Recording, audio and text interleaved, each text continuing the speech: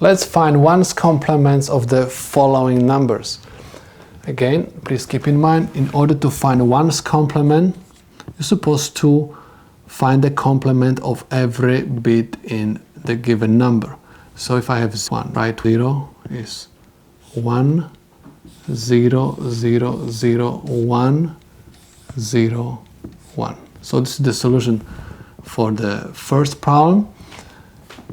1's complement of the second problem is going to be 1, 0, 1, 0, 0, 1. Again, you're supposed to invert every single bit of the given number to its complement. And let's say this one, 1's complement, this 0 is going to be 1, and this one is going to be 1, 1, 1, 0, 1, 0. So these are the 1's complements of these binary numbers.